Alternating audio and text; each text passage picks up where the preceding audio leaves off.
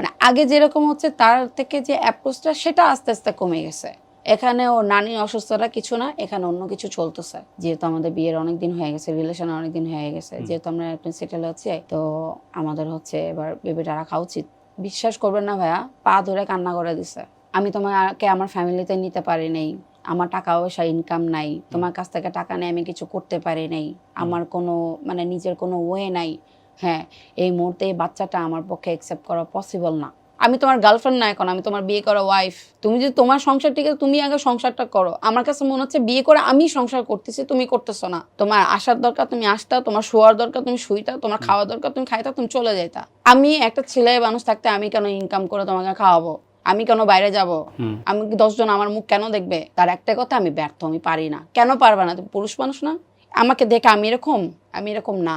আপনি বলেন না যে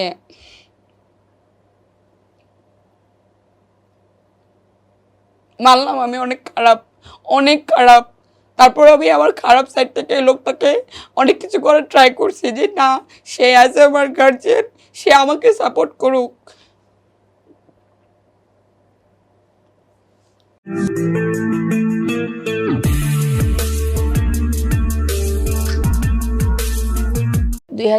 সালে হঠাৎ করে সাডেনলি আমাকে বলে সে বাইরে চলে যাবে। 25 থেকে 30 লাখ টাকা দেওয়া হয়ে গেছে। তুমি বাইরে আমাকে নিয়ে গেলেও তো তোমার ফ্যামিলি জানবে, তো এখন এখানে কি সমস্যা?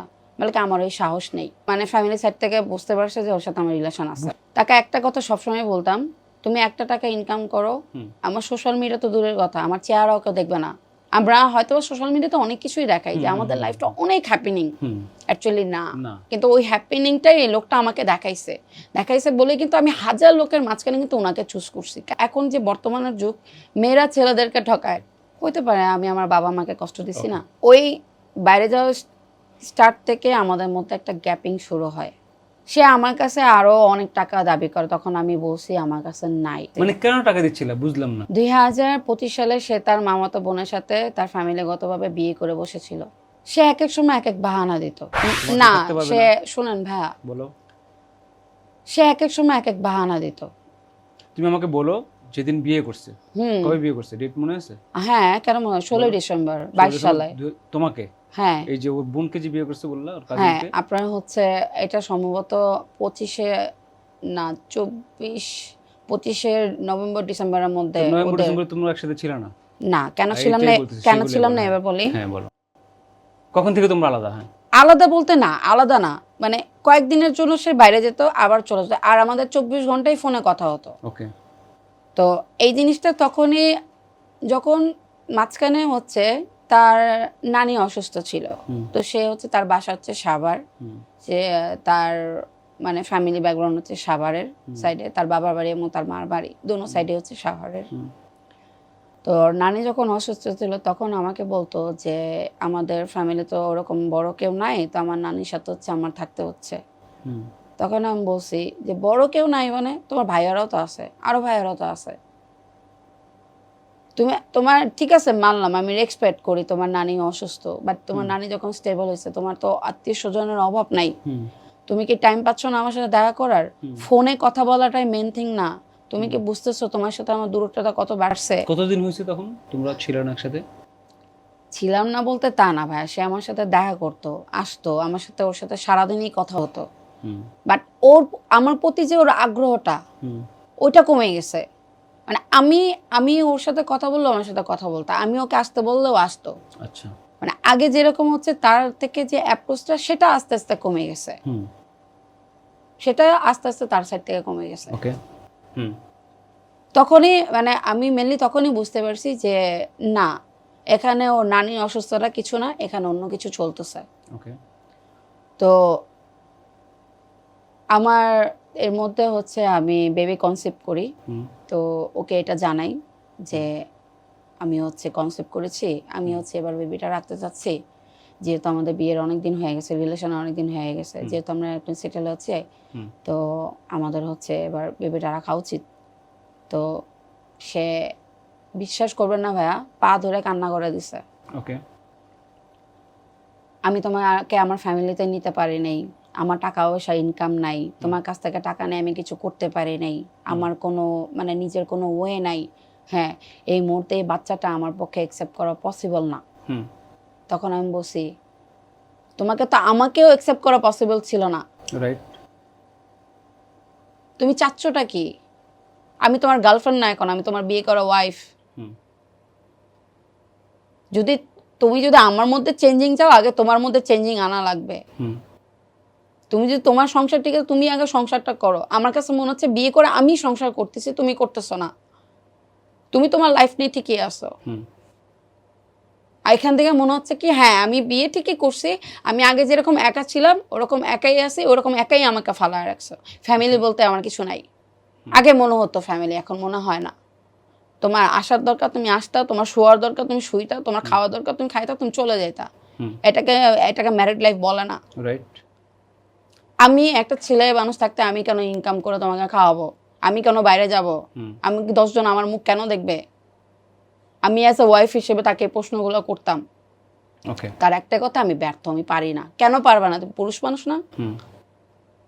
অনেক কিছুই আছে ভাই। আমি যদি এখন আমার মোবাইলটা খুলে দেখাই, আমার সাইড আর ওর সাইড টোটালি ডিফারেন্ট। আমি সংসারের কথা বলতাম আর সে বলতো আমি ব্যর্থ, আমি ব্যর্থ, আমি ব্যর্থ। তা আমিও তো অ্যাজ এ মেয়ে হিসেবে আমার তার প্রতি তো অতটুকু ঘৃণা তো চলে আসবে যে আমি কাকে বিয়ে করলাম ভাই। আমি আমার টাকা পয়সা দিছি, আমার সাপোর্ট দিছি, আমার যখন যেখানে যেটা দরকার হয়েছে আমি তাকে করে যাচ্ছিলাম, তার থেকে কোনো এফেক্টই পাচ্ছিলাম না। সে তার ফ্যামিলিতে আমাকে নিতে পারতেছে না, সে তার বাসায় আমাকে নিতে পারতেছে না, তার আমাকে দূরে করে রাখছে, সে নিজেও এখন দূরে হয়ে গেছে। আমরা যে খুব হ্যাপি ছিলাম যতক্ষণ আমি তাকে প্রেশারেট না করছি, যতক্ষণ সে তার মতো ছিল। যখন আমি আমার সাইড থেকে প্রেশার দেওয়া শুরু করি, তখনই সে আমার সাথে দূরত্বটা বাড়ায় নেয় এবং আরেক জায়গায় যায় রিলেশনে যায়। তাহলে তার মোটিভটা কি ছিল? আমার টাকাগুলো খাওয়া, আমার লাইফটা নষ্ট করা। তা আমি তো ধরতে গেলে তাহলে আমি আমার আগের লাইফেই ভালো ছিলাম ভাইয়া। অ্যাটলিস্ট একটা লোকের প্যারা ছিল না, আমার টাকা পয়সা যেত না, আমি তো তাহলে আমার লাইফে আগে ভালো ছিলাম। এখন বলতে গেলে হ্যাঁ তুমি যে লাইফে ছিল খুব ভালো ছিল না, অ্যাটলিস্ট আমি হ্যাপি ছিলাম। আমার ইন্ডিপেন্ডেন্ট লাইফ ছিল, মাথার ভিতর প্যারা ছিল না। আমাকে দেখে আমি এরকম না, এই লোকটার জন্য এরকম হয়ে গেছি। আপনি বলেন না যে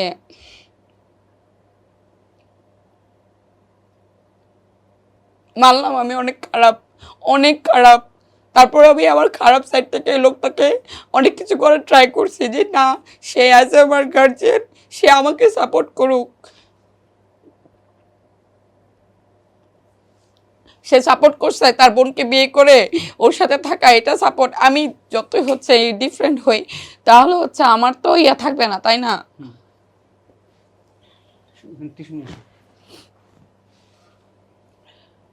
সাডেনলি জানতে পারি তার ফ্যামিলিতে যখন আমি যাই, তখন তো আমার ভাইকে তো আমরা আরেক জায়গায় বিয়ে দিয়ে রাখছি, সেটা তোমার সাথে হ্যাপি না, আমরা তো তোমাকে অ্যাকসেপ্ট করে নিব না।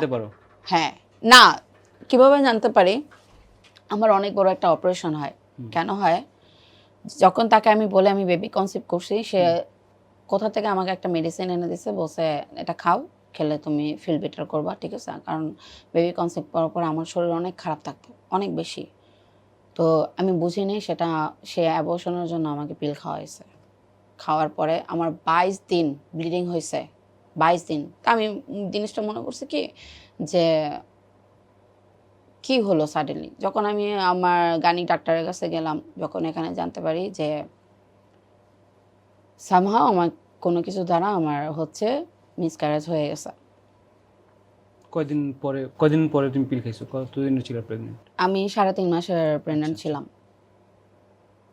আর আমার প্রায় 22 দিনের মতো ব্লিডিং হয়েছে, অনেক ব্লিডিং হয়েছে, মানে ব্লিডিং থামতেছিলই না। তখন আমি ডাক্তারের কাছে যাওয়ার পরে আমি তাকে বলি যে এরকম আমার হাজব্যান্ড আমাকে এরকম মেডিসিন এনে দিয়েছিল, আমার অনেক পেট ব্যথা করতেছিল, তো আমি ওকে জিনিসটা বলছি, ও কার সাথে জানি কথা বলে আমাকে এরকম মেডিসিন এনে দিয়েছে। পরে আমি এটা খাওয়ার পর থেকে আমার তার 2 দিনের মাথায় আমার এরকম ব্লিডিং স্টার্ট হয়। তো বলছে আপনি এতদিন ওয়েট করছেন কেন, আসেন নাই কেন? তা আমি বলছি যে আমি যে আসবো, আমার ওই কন্ডিশনটা আমি বেডের থেকে উঠতে পারতাম না। তখন যাওয়ার পরে যতটুকু জানি যে আমার মিসক্যারেজ হয়েছে, এবং আমার যে মিসক্যারেজ হওয়ার যে আমার যে ফিটার্সটা, ওইটা আমার টিউবে যে আটকে গেছে, ওটা বেরোতে পারছে না। আমার টিউবে ইনফেকশন হয়ে গেছে, ইন্টারনাল ব্লিডের কারণে ওই জিনিসটা ক্লিয়ার হতে পারে নাই, ওই টিউবে ওটা আটকে গেছে। এখন ইমিডিয়েটলি আমার অপারেশন করা লাগবে। ওকে আমি পাইনি, ফোনে আসে নাই। ওকে যখন ফুল কাহিনী বললাম, ও পুরা গায়েব, কোথাও ওরা খুঁজে পায় না। পরে আমার বোনকে দিয়ে আমি ওরা ফোন দিয়েছি যে ওরা ডাকাও, ওর সাথে কথা বলি।